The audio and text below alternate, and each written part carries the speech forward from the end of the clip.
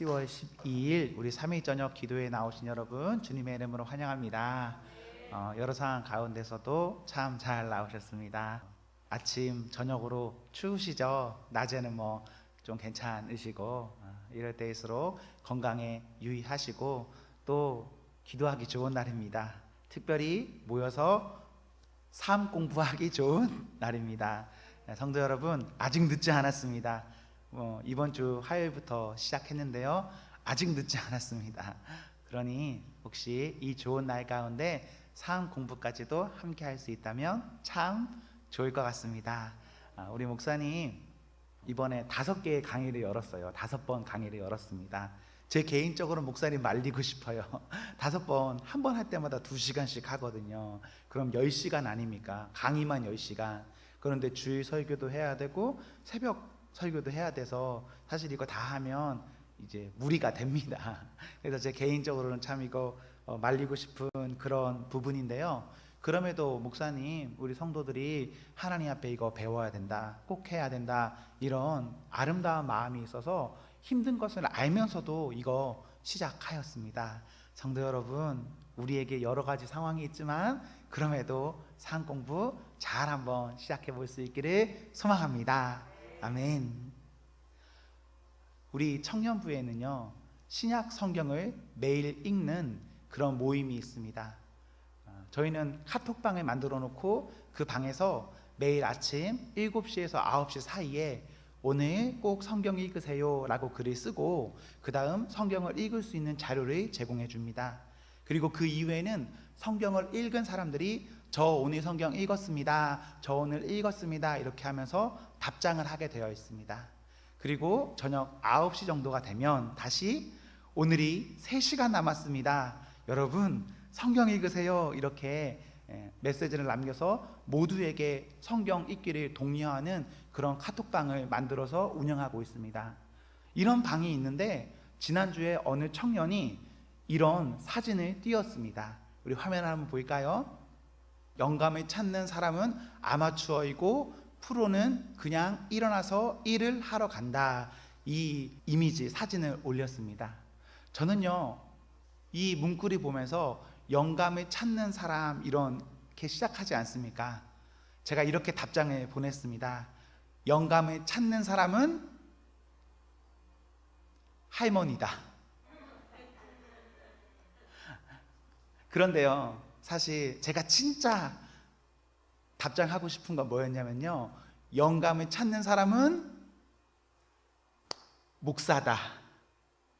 여러분, 목사가 진짜 영감을 찾고 싶어 합니다. 사랑하는 온 성도에게 오늘 이 시간 하나님 주시는 영감이 가득한 그 말씀 전하여지기를 기원합니다. 이 시간 저나 여러분 모두에게 성령님이 함께 하셔서 정말 2번 다시 없을 이 기도회가 되기를 저는 소망합니다. 아멘. 우리 오늘 말씀은 마태복음 4장 18절부터 22절에 있는 말씀으로 부름, 따름이라는 제목으로 하나님의 말씀 증거하겠습니다. 몇 달 전 청년 예배 시간에 약속, 믿음에 대해서 말하다가 제가 오늘 청년에게 말했습니다. 오늘 오후 4시에 나에게 와. 나에게 오면 10,000원 줄게 라고 말했습니다. 청년 예배가 1시 30분에 시작해서 2시 30분 정도에 마치고 그 후에 1시간 30분 뒤에 저에게 오라는 말입니다. 이 청년은 이제 이 들은 것에 대해서 얼마든지 자율적으로 판단하고 행동할 수 있습니다. 이 청년이 4시에 저에게 왔을까요? 오지 않았을까요? 왔습니다. 왔어요. 이 청년은 예배를 마치고 교회 밖에 있었는데 그 시간, 4시라는 시간을 기억하고 그 시간에 맞춰 저를 찾아왔습니다. 이 청년에게는 사람인 저의 부름이 있었고 그 부름에 반응하니, 따르니 혹은 믿으니 그 따름에 대한 나름의 좋음이 이 사람에게는 있었습니다. 저 같은 사람을 따라도, 저의 말을 믿어도 분명 사람은 나름의 어떤 유익이 있습니다. 별것 아닌 사람, 별것 아닌 사람의 말, 그것 조금 들어도 사람은요, 나름의 좋음이 있습니다. 저는 그런데 소망합니다. 저희 청년들이나 우리 성도들이나 이렇게 사람의 말을 듣고 따르지 않습니까? 이런 것 정도에 그치는 것 아니라 우리 예수님께서 말씀하신다면 그 말씀 따라서 따르기를 소망합니다. 사람 말에도 좋음이 있다면, 우리 예수님 말씀하신다면, 그리고 그것을 따른다면 그것에는 얼마나 더 큰 좋음이 있겠습니까? 우리가요, 주님 따라가면 그 따라가는 사람에게는 사람이다 헤아릴 수 없는 분명한 좋음이 있습니다. 사람의 말은 제한적입니다. 그래서 때로는 그 말 때문에 큰 낭패를 보기도 합니다. 그러나 우리 예수님은 참 사람이시며 참 하나님이십니다. 그 예수님 말씀 따라가면 그 따름에는 전혀 어떠한 부작용도 없습니다. 우리가 신앙생활하며 우리가 우리의 삶을 이런저런 모습으로 살아가며 바라기는 사람이나 이론이나 어떠한 제도 따라가는 사람 되는 것 아니라 우리 예수님 따라가는 그 믿음의 결심으로 잘 나아가기를 소망합니다. 그래서 종국에는 우리 하나님께 착하고 충성된 종이라 칭함받는 그런 은혜가 우리 모두에게 있기를 저는 소망합니다. 저는요, 특별히 제가 먼저 그런 사람이 되고 싶습니다. 제가 하나님 앞에 하나님 부르시면 제가 따르겠습니다 라는 그 사람이 제가 되고 싶습니다. 저뿐만 아니라 저는 저와 함께 신앙생활하는 여러분에게도 그 다짐이 있기를 소망합니다.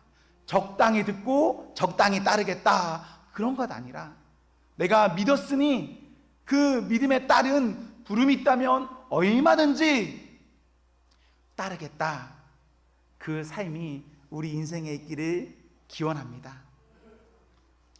오늘 본문은 예수님께서 제자들이 부르시는 내용입니다. 특별히 제자 중에 베드로를, 어부들을 부르시는 내용입니다. 혹시 이런 생각 해보셨습니까? 왜 베드로를 부르셨을까? 왜 어부들을 부르셨을까? 성경에 기록되어 있지 않기 때문에 정확히는 잘 모릅니다. 제 생각으로는 좀 의아합니다. 성격 좀 부드러운 사람, 온화한 사람을 부르시지, 좀 더 배운 사람, 사회적으로 안정된 사람을 부르시지, 말 좀 잘하는 사람을 부르시지 라는 것이 제 생각입니다. 그런데 우리 예수님께서는 사람의 눈과 같지 아니하시고 전혀 다르게 사람을 부르셨습니다. 예수님께서 왜 베드로를 부르셨냐, 왜 어부들을 부르셨냐 라고 했을 때 우리가 정확한 것은 모르지만 확실한 것은 그들은 부름에 응답했습니다. 부르심에 따르면 그 사람은 제자 됩니다. 부름과 따름이 조화된다면 그 사람은 예수님과 동행하는 사람이 될 수가 있습니다. 사랑하는 성도 여러분, 제자 뭐 별거 있습니까? 제자 어떤 큰 사람만 되는 겁니까? 아니요. 제자요, 부름에 따르면 제자입니다. 문제는 이렇게 별것 아닌 것을 따르지 못하기 때문에 이것이 별것 되어버렸습니다. 저는 저를 보며 종종 생각합니다. 하나님, 왜 저일까요? 제가 이렇게 보고 있으면 진짜 해야 될 사람이 있습니다. 저런 성품, 저런 은사, 저런 외모와 배경, 진짜 저 사람이 하면 어마어마하게 하나님 잘 쓰시겠다, 그런 사람이 있습니다. 그런 사람이 있는 것은 확실한데 왜 저일까? 왜 저일까? 라고 생각해 보면 저는요, 별로 갖춘 것은 없습니다. 남들이 저를 볼 때 뭔가 흠모할 만한 것은 없습니다.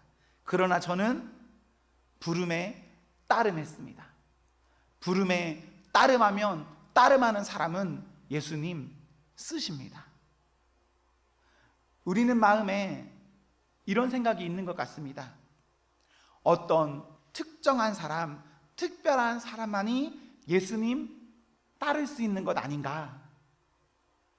결코 아닙니다, 여러분. 특별해서 따르는 것이 아닙니다. 따르는 그 사람이 특별해지는 것입니다. 또한 따르만 해서 따르는 것이 아닙니다. 따르니까 따르만 해지는 것입니다. 오늘 본문 18절을 보십시오. 이들이 따를 만한 상황입니까? 20절을 보시면 따르니까 따를 수 있었습니다. 21절도 보십시오. 이들은 조금 전에 본 베드로의 상황보다 더 어려운 상황에 있습니다. 22절에 어떻습니까? 이들 역시 따르니까 따를 수 있었습니다. 내 삶의 현장에서 열심히 땀 흘리는 중에 우리 예수님 부르십니다. 또한 내가 절대 갈 수 없을 때, 생계가 걸려 있고 부모가 가정이 걸려 있을 때 우리 예수님 부르십니다. 그러나 그때 그 단순한 부름에 단순히 부르셨으니 단순히 따름하면 그 사람은 갈 수 있습니다. 20절과 22절을 보시면 곧이라는 말이 있습니다. 예수님 부르셨을 때 두 그룹 다 곧이라고 반응합니다. 부름을 복잡하게 생각하면 한도 끝도 없습니다. 하지만 곧, 즉시라고 번역해도 되는 말입니다. 곧, 즉시 주님께 반응하면, 그렇게 반응하는 사람은 반응하니 따릅니다. 창세기 22장에서 하나님께서 아브라함에게 진짜 말도 안 되는 말씀을 하십니다. 2절에 내 아들, 내 사랑하는 독자 이삭을 번제로 드리라. 이때 아브라함이 어떻게 반응한지 아십니까? 3절에 보시면요, 아침에 일찍이 일어나 가더니,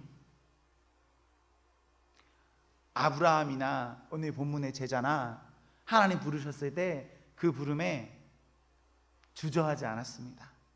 곧, 즉시 이른 시간에 반응했습니다. 반응한 그 사람은 갈 수 있었습니다. 아브라함 이야기가 나왔으니까 한 가지 더 그의 삶을 보자면, 창세기 12장에서 하나님 아브라함을 처음 부르십니다.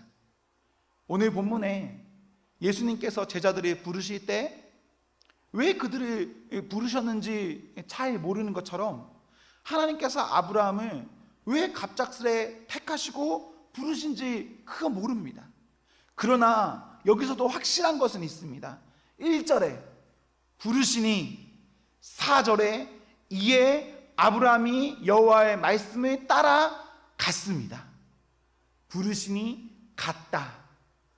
부를 때 가면 가는 사람은 갑니다.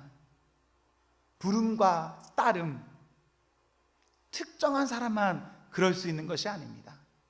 우리가 주님의 부름에 따름으로 나아가면 그 사람 따를 수 있습니다.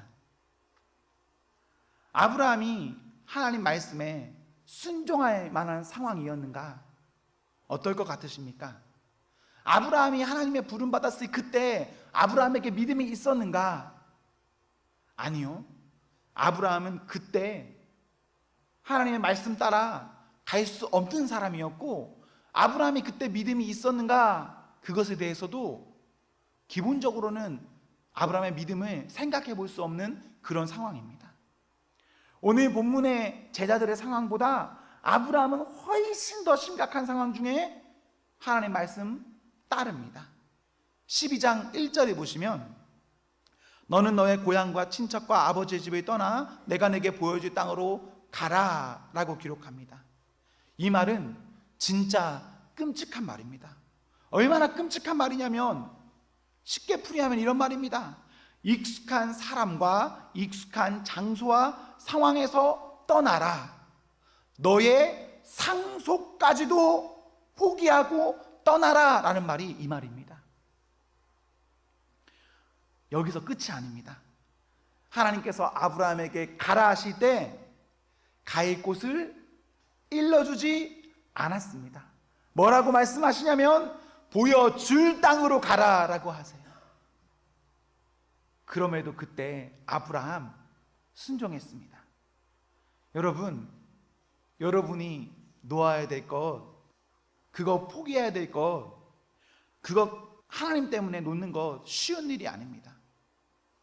어쩌다가 놓는다고 해도 하나님께서 나에게 확고하게 주시는 것 있으면 몰라도 하나님께서 두루뭉실하게 보여주시면 그것 따라가는 것 그렇게 쉬운 일이 아닙니다. 아브라함 갈 곳이 있어서 간 것이 아닙니다. 하나님께서 어딘가로 지정해 주셔서 간 것이 아닙니다.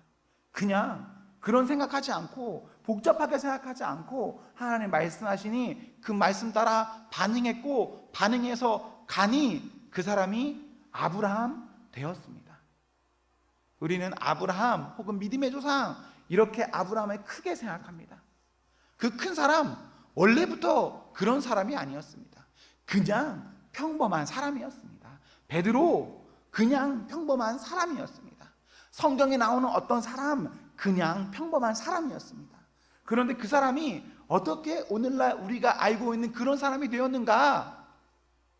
하나님이 부르셨을 때 그 사람 따랐습니다. 그러니 그 사람이 하나님 앞에 서고 우리의 이 믿음의 조상으로 그 사람이 설 수 있었습니다. 저는 우리 성도 모두가 하나님 앞에서 분명한 부르심이 있다라고 믿습니다. 그리고 그 부름에 따라 우리가 이제는 따름해야 한다라고 믿습니다. 여러분, 어떤 주님의 부름이 한 사람 한 사람에게 있습니까? 그리고 그 부름에 따라서 우리는 어떻게 반응하여서 따름해야 합니까? 기도하고 그 길 따라가는 성도가 되기를 소망합니다. 저는 최근에 사무실에 앉아 있다가 어느 분의 소식을 들었습니다. 제 옆자리에 우리 김미정 전도사님이 있는데요, 제가 들으려고 들은 건 아니고 전도사님이 어느 성도님과 통화를 하고 있었습니다. 우연찮게 어떤 일부 부분을 듣게 되었는데요, 그분이 삶 공부를 너무 하고 싶어 하는 겁니다. 너무 하고 싶어 하는데 문제는 현실에서 그럴 만한 시간이 되지 않는 겁니다. 일을 해야 되니까. 마음에 간절함이 있어도 사실 우리의 현실의 장벽이 너무나 두텁기 때문에 마음만으로는 다 안 되는 것도 사실입니다. 이분이 좀 시간도 있고 좀 여유만 있으면 나도 좀 교회 오고 싶고 나도 좀 기도하고 싶고 누구나 이렇게 쉽게 할 수 있는 그런 거 하고 싶어 하는 그런 마음이 있는 분이었습니다. 이분이 좀 마음이 되게 어려우셨나 봐요. 목사님도 되게 이거 중요한 거다라고 하시고 또 성도님들도 많이 이렇게 동참하시고 또 본인도 나름의 마음에 열심히 있어서 하고 싶으셨나 봅니다. 이분이 이런저런 이야기를 전도사님과 하시다가 전화를 끊으면서, 사실 진짜 할 수 없는 상황입니다. 하기 어려운 상황이에요. 신청을 한다고 해도 이분이 완주할 수 있을까, 그것을 다 드릴 수 있을까에 대해서 물음표입니다. 잘 몰라요. 그런데 그럼에도 이분이 어떻게 하면서 전화를 끊었냐? 그래도 한번 해보겠다. 그래도 한번 해보겠다. 저는 이분이 앞으로 삶 공부 할 수 있다, 완주할 수 있다라고 믿습니다. 왜 믿냐면 이분이 그런 뜨거운 마음이 있었고 그 뜨거운 마음 가운데 하나님께 나아갔고 하나님께 의탁드렸으니, 하나님께 맡겨드렸으니 하나님께서 이 성도의 삶 가운데 분명히 역사하셔서 이 사람이 그것을 할 수 있는 은혜를 쏟아 부어주실 것이다 라고 믿습니다. 하나님의 은혜를 받으려면요, 은혜 받을 자리에 가야 합니다.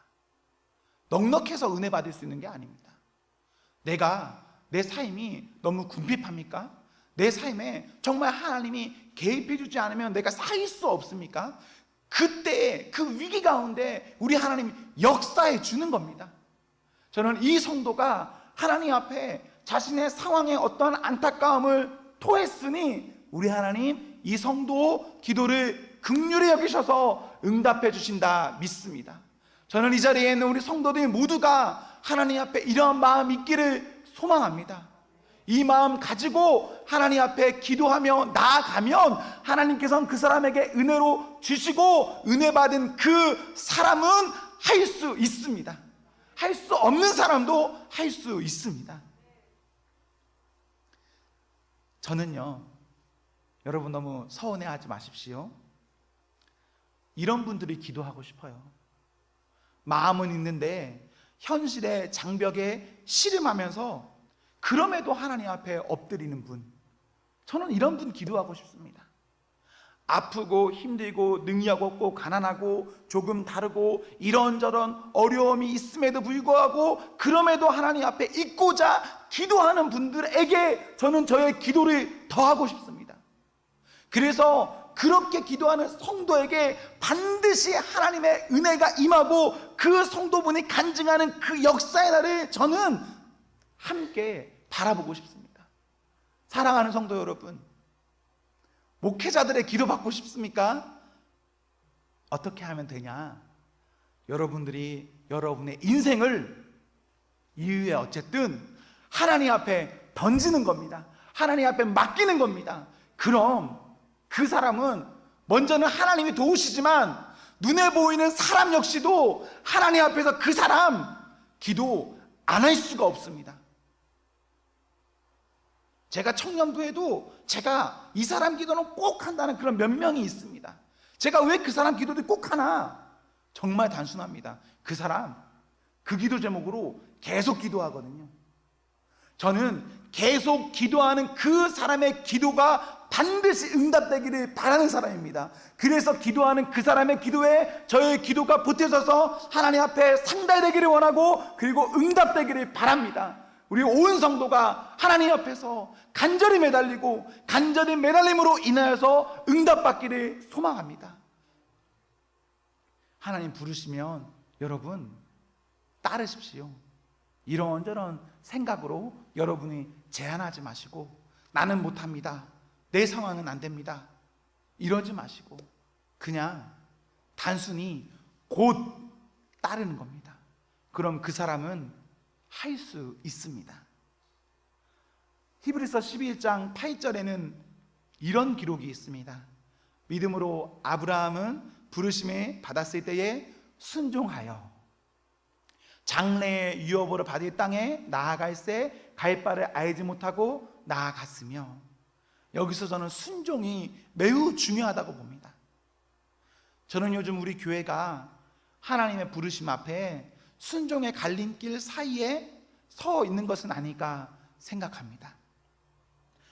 우리 하나님, 우리를 예수님 믿게 하셨고 그리하여 우리를 부르신 것 확실한데, 그렇다면 우리는 믿고 부르심에 반응하여 순종하여 하나님 앞에 따를 수 있는 그 은혜가 있어야 합니다. 우리가 나만 자꾸 바라보다 보면, 자꾸 주변의 바람만 바라보다 보면 하나님 앞에 나아갈 수가 없습니다. 예수님 앞에 나아갈 수가 없습니다. 우리 어떠한 상황 가운데서도 나와 상황과 바람이 바라보는 것 아니라 우리 주님, 그 주님의 부르심만 듣고 보며 나가면 그 사람은 얼마든지 그 사람이 감당해야 될 것, 그 사람의 사명 얼마든지 이루어 갈 수 있습니다. 여러분, 삶 공부 할 수 있습니다. 여러분, 목자, 목녀로 섬길 수 있습니다. 여러분, 우리 교회에서 이런저런 이유로 섬김에 필요한, 여러분의 손길에 필요한 그곳 가운데 여러분 얼마든지 할 수 있습니다. 큰 섬김 그런 거 없습니다. 우리가 작은 것에 충성하면 하나님이 그것 가운데 크게 쓰시는 겁니다. 우리가 우리 교회를 향한 어떠한 뜻이 있습니까? 마음이 있습니까? 입으로 말하는 것으로만 그쳐서는 안 됩니다. 내 마음에 생각하는 것으로만 그쳐서는 안 됩니다. 이런저런 비판과 비난하는 것으로 그쳐서는 안 됩니다.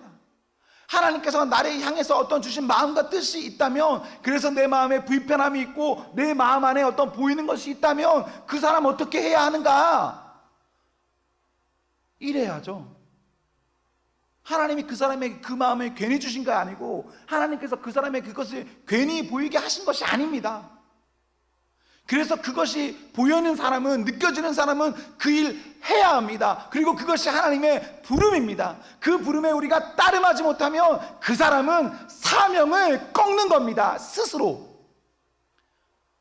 우리 모두는 주님 앞에 제자 될 수 있습니다. 베드로만 제자 되는 것 아닙니다. 아브라함만 믿음의 조상 되는 것 아닙니다. 어떤 눈에 보이는 사람만 목사가 되고 장로가 되는 것 아닙니다. 우리 누구나 다 하나님 주시는 마음 앞에 그 마음 저버리지 않고 쓰면, 따르면 그 사람 얼마든지 주님 귀하게 보시는 제자 됩니다.